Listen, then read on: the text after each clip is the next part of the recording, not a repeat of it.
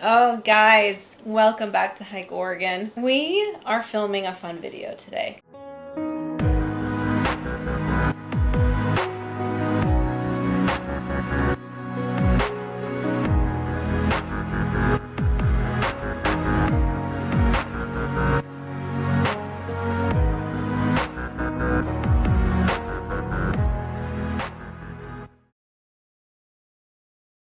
We've been inspired by a podcast that we discovered a couple months ago called I've Had It. And it's these two women who just kind of air their petty grievances about life, and they just chat about it. They say, I've had it with blah, blah, blah, blah, blah, crazy drivers or whatever. And so we thought it would be super fun to make an I've Had It backpacking hiking theme video, because we know that people have petty grievances with other hikers or situations or this and that. So we made a little list, and if you don't like this kind of complaining, you can just click out. Otherwise, stay tuned. It's really fun, and I would love to hear what you've had it with when it comes to the outdoors. So Randy's going to start. Well, I have had it with sweaty rolling underwear. When you go out and you gotta pee, and then you try to pull your underwear back up, and they roll up into this little string rubber band looking thing, and you're like, what is happening? Try to unroll them, they're sticking to places they shouldn't stick. No, it does not work. But I feel like this is a female only I don't know. grievance. Maybe guys just don't talk about it. I don't know that men have this issue. Well, they have longer underwear generally. But they still can roll when you pull them back up. True. I mean, I don't know how far they're pulling them down. So, men, for you, yeah. I'd like to know, do you men share this issue? I have absolutely had it with trail runners only lasting like 150 miles. Like, I am spending, if I don't get them on sale, which we I try, am spending $150, $60 on shoes. So it's like $1 a mile, basically. Basically, that's what it's come down to. I am spending $1 a mile. Now, granted, I try really hard to wear them longer, but man, sometimes they just start literally falling apart at around 150 miles, and I've had it. I have absolutely had it when you get those weird kinks in your water hose. And I'm talking more about day hiking because a lot of people don't use the water bladder backpacking. You have this issue a lot. I do, a lot. I don't know why. I don't know why either. Everything's correct in the position it's supposed to be in. You're all good. You take a sip, it's fine. Then you hike down the trail and you're really thirsty. You go to take a sip and you get like an ounce of water and you're turning your face inside out. Gotta stop, take your backpack off, right, figure out the water hose. Sometimes you can't even figure out what's wrong, but you put it back on anyway and it works.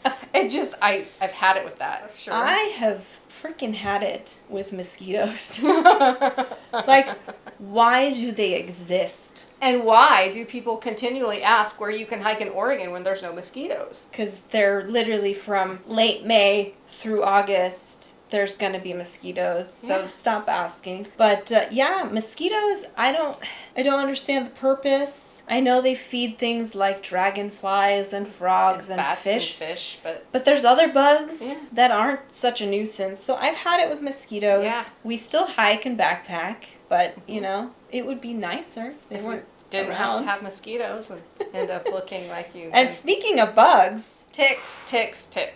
Scary. Yeah. Scary stuff. It is scary stuff. They're everywhere, and not necessarily hiking, but my little granddaughter got a tick behind her ear the other day. She did? Yeah, and I carry a tick remover because I have dogs. Yeah. So we were able to just remove it right away. But it's crazy because then you're hiking. They're tiny. Some of them are really, really tiny. And you may not notice them right away. Right. And you might not necessarily even feel them bite you because hiking comes with a certain amount of discomfort anyway, little itches and whatever, and so it's like... I don't think you do feel them right away until they start to burrow in. Yeah. Ugh. Well, and the fear of Lyme disease is really that's a little scary, crazy. because I've heard horror stories from hikers, not so much here in the Pacific Northwest, more on the East Coast, but man, Lyme disease is coming this way. Ugh, yeah, that's nasty stuff. Scary. I have had it with fucked up tent sites.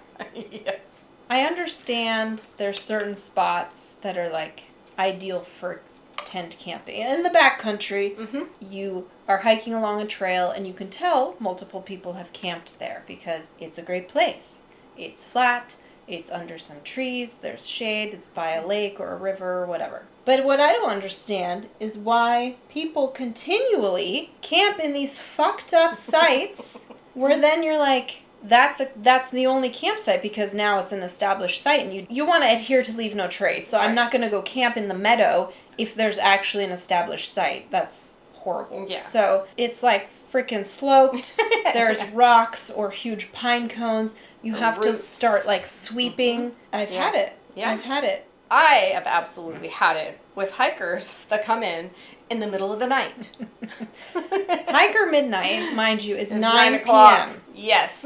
If you're after 9:30, you're rude. You're just rude. And you're setting up camp. Yeah, and you're literally setting up camp. Yeah. 2 feet from my tent. Yeah. Pounding that stake in the ground. Oh my God. Zip, zip, zip, fluff, fluff, fluff. You're blowing up your air mattress. And now they're cooking, banging pots. Yeah. I don't understand. Yeah, all the smells. They make you hungry and then you can't eat and it's just really sucky. Well, what happened to me and Holly in the Sierras last year, there was probably 20 campsites at this lake.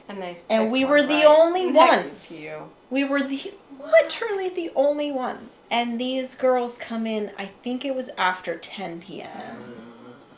Oh my God. And they set up, their tent was like this far from my tent. Holly was a little bit removed. And the ground is hard. Like, it's the Sierras. Like, it's not just like, push your stake in. You have to use a pounding rock. Yeah, no, so they're pounding their stakes. And they're probably talking. They're talking. And giggling a little bit. When they're pounding the stake in, because, I'm sleeping on the ground, it feels like it's a freaking earthquake. They're just pounding and they couldn't get it in. So they're pounding for like 10 minutes. And I'm like, okay, now they're done. They're blowing up their sleeping pads. Okay, perfect. Now then they start cooking. Oh my God. And then eating. And the whole production took like an hour. At least an hour, hour and a half before they then went to sleep. So it's rude. Yeah. No, it's very rude. Also, not being rude.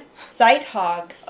So the people that do come to camp early. Yeah. I have experienced this. Me too. People that come in, mid-afternoon. There's like not a lot of other camping opportunities. There's like one central big spot. Large, beautiful site. And they take up the whole thing. And then other hikers get there. And then they get mad when you're trying to pick a spot that's sort of They're like, what are you doing? It's like, you took up the whole site. And you took up right next to the water access on the river. Remember that one time? Yes. It's like there was one river access point, and they literally set their tent where you have to kind of walk around it to get down to the river to get water. They were sight hogs. Yeah, they were assholes. There was 2 tents in this... Probably a 6-tent spot? Gorgeous spot 7 tents? That was under trees. I mean, this trail is the Lower Deschutes River Trail. It's hot. There's not a lot of trees. It's exposed. It was miserably hot, and this campsite, beautiful, but right on the edge of the river in this oasis of trees, probably room for 6 or so tents if you didn't have sight hogs. And we were so excited because we see this oasis of trees and the river, and we're so excited. And then we get there and there was no way we could set up camp. No, because there were 3 of us. There was 3 tents, and 3 of us, and there was 2 sight hog tents, and they were like just set up just perfectly to where no one else could utilize this camp. And it was so rude. It was very rude. So then we had to camp in the middle of exposed heat, like under no trees. Yeah, it was bad. Well, and they were complaining when we needed to get down to the water. Remember, there's, I guess, it's like, no, you don't own the river. We're coming through to get water. Horrible. I've had it with backpacking food and just in general. I don't really like it. However, what I really hate is when my backpacking food looks like disgusting baby food. Not a little baby bit. Poop. Yeah, baby poop. Yes, specifically. Baby poop comes in an array of colors, but it might smell good, and then you open the thing and you're just like, what looks horrific. fuck? Yeah, I It's don't know gross. why it has to be like just a mush a paste. It's like no, it's gross. There's a few brands where it's like, okay, I can tell what this actually is. Your Stowaway Gourmet brand, that's a really good one. Outdoor herbivore, you can tell, okay, it has ingredients. This is a broccoli. This is a shrimp. This is a, whatever. Yeah. But man, some of the other ones are just... They're obnoxious. God awful. Yes, they're terrible. So I've had it. Absolutely had it with inconsiderate people playing music on the trail. Yeah. Carrying a boombox or a speaker so their pack of like 6 people can all hear it. Their little Bluetooth speaker, and they hang it like on their backpack, and they're just blasting their freaking rap music or whatever. I don't care. Even if I like the music, I don't want to hear it on the trail. It's so loud. Like, just don't. It's ear rape. Yeah, it is. Yes, it is ear rape. It's like, I didn't sign up for this. No, absolutely not. It's unwanted interaction. Yeah. Speaking of inconsiderate people. Oh, yeah. Off-leash dogs are... And she's a dog person. I am a dog person through and through. I love dogs. And I love it when you can go places and let your dog off leash. I go places when my dog was... young enough to still hike a bunch with me. I would go to off-leash places, and we had a great time. But a couple of things. For one, my dog has a bomb-proof recall. And then also, as soon as I would see any kind of other person on the trail, I'm calling my dog to me and putting him on his leash. We're not interacting with other dogs. We're not interacting with people unless they ask if they can say hi. Not everyone's a dog person. Or even if they are a dog person, maybe they don't want to pet your dog. So keep your fucking dogs on leash. And then also, some of these dogs get aggressive to other hikers. It's a lot of the bigger dogs. We had, what was that, a husky that was lunging so hard on its leash that it nearly was dragging its owner over to us. Where was that?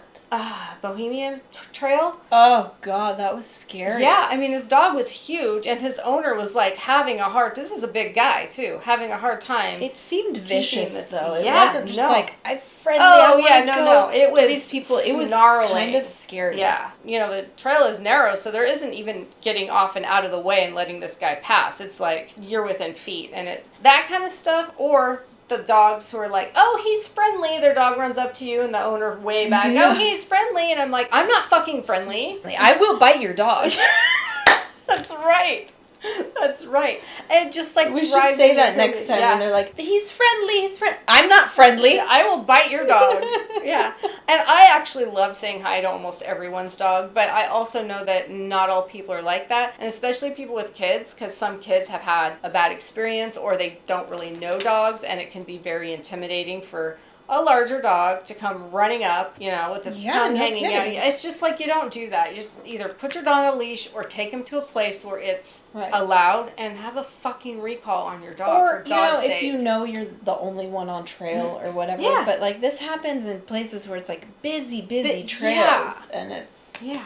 And I love it when, like, you just see the dog. Yeah, and the person is nowhere to be seen. And then the dog stops on the trail and he starts growling a little bit and huffing at you. And you're just like, where's your person? Like, I'm terrified. I've had it. Yeah, I've had it with that. I have absolutely had it. I mean, this is the time of year where it's just infuriating because it's literally 80 degrees, even in the mountains. Why are you having a campfire in the back country?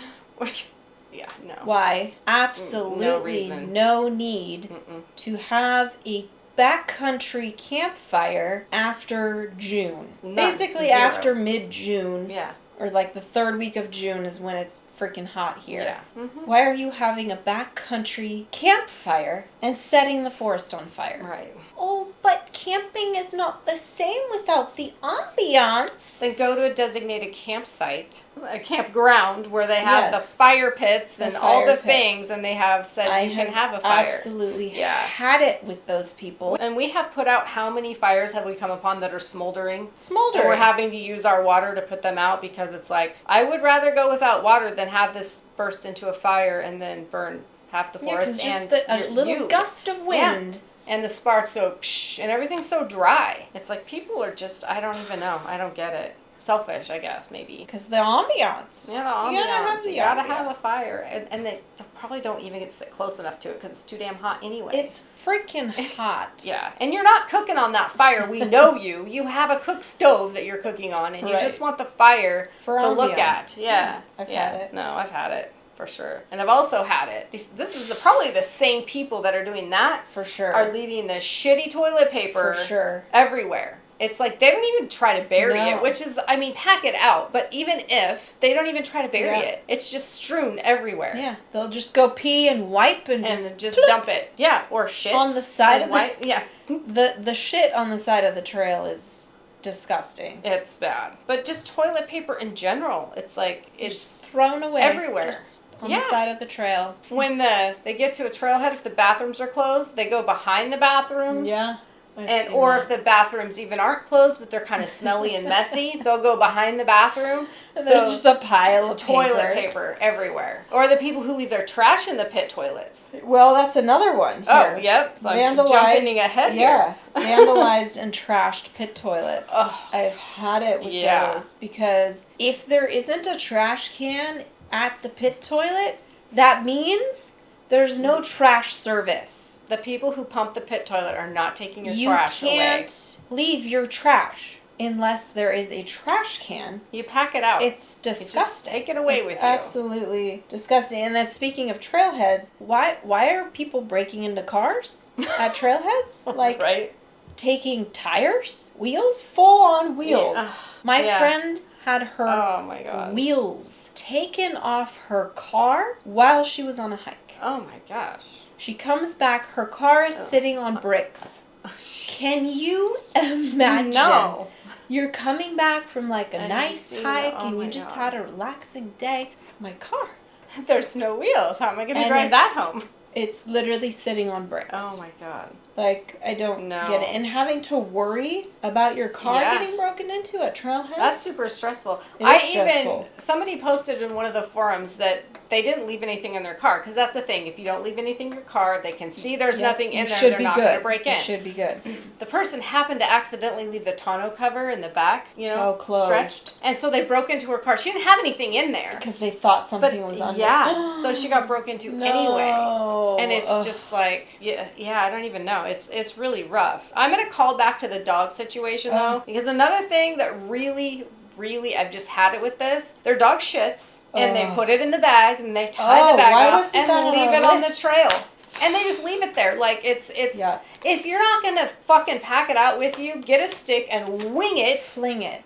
Far away from wing it and fling it. And, because, you're going to leave that plastic. Oh, I'll get it on the way back. They never do. You will not get it on the way back. They never do. They never do. And it just sits there in its little blue or green bag. Forever. And it just sits. Yeah. It's just, I've had it with that. It's disgusting. So I've had it with people ignoring trail signs, like warning signs and stuff like that. Like if there's a banister at like a viewpoint, there's usually a sign saying, please don't step over the viewpoint or over the banister. Don't step over the viewpoint. That's very bad. Don't step over the banister. Some people, they just ignore that sign. Yeah, they'll cut a hole in the fence. Tokatee Falls, if you're from this area, They cut a hole in the fence, they go on down, they spray paint or carve their initials into trees and benches and rocks and... Yes. Oh, yes. All of that stuff. So if you see a banister or a fence or... Like, it's there for a reason. Yeah. Either to keep you safe. Generally, it's to keep you safe, but also to keep the nature pristine. Yeah. Because, for example, at the Painted Hills, we did a little trail that has like a boardwalk that goes through the Painted Hills. And now the Painted Hills are really fragile. It's not like sand or whatever that like moves all the time. It's like, I should probably know this, what it's made out of. Right. But basically... If something disturbs the clay or whatever it doesn't go back. Rock, you just have a depression. It's a print. Yeah. So we saw people that had walked on the Painted Hills and you could see the footprints and they will forever be there. 100 years from now, those footprints will still be there. And it's Absolutely not cute. horrible. Because nobody cares who you are. Your footprints don't matter. They just stay off the painted hills. And the shitty thing is, on that boardwalk trail, there's so many places. Signs and signs. Well, and there's so many places where you can get a photo. There's photo op places that don't have the boardwalk. If you don't want the boardwalk in your picture, there's tons of places. You don't have to be on the painted hills. No, you don't. And then same thing with carving into trees. That is going to be there forever. I don't care if M loves F. I don't want to see it. I don't want to see it in the tree in the middle of the wilderness. No. No one cares if M loves F. And they probably don't love each other now anyway. They're probably broken up. Yeah, that's true. Or divorced or whatever because they're shitty people carving their initials into trees. They have no respect. For sure. Oh my god, we're gonna get so much hate. Oh, who cares? It's funny. I mean, you can't tell me that you want to go out in the wilderness and look at dog shit in plastic bags and toilet paper on the trailheads and people's cars getting broken into and that's not why we go out into nature. Yeah, no. Music, hearing music on the trail. Oh my gosh, that's the worst. Even if I like the music, I don't want to listen to it. I want to listen to birds, the wind rustle, all the things. It's the same thing though, even if I'm just going to the lake, it doesn't have to be super remote wilderness for this to be annoying. No, it doesn't. If I'm going to the lake, I'm going there to relax. Yeah. I don't want to hear your thumping music from your crappy $20 Bluetooth speaker. Right. This is true. Turn it down. Well, when you're on the hike, don't use it at all. If you're at a lake setting and you want to have some music, just turn it down to where your party can hear it. Yeah. And maybe a passerby. But the whole camp does not need to know that you like Eazy-E. We want to hear what you've had it with. Absolutely. So put that in the comments down below because we might address it later. I'm sure we skipped some. We did, but you can't. You can't cover everything, and we can't complain for 2 hours on a YouTube video. No. I think you guys would not like that. No, we wouldn't like that. We'd need a mental health check when we were done because this stuff. Therapy. Some of it's funny, but some of it really is disturbing. People who aren't prepared to go into the wilderness, this is our last they're one. in tennis shoes, sandals and bikini tops and flip-flops. Maybe a water bottle, maybe not. Yeah, some don't even have water. Definitely not the 10 essentials because they don't even have a backpack. Yeah, it's just... And then the shitty part is those are the kinds of people that then abuse and waste our resources because they are the people that are then having to get rescued.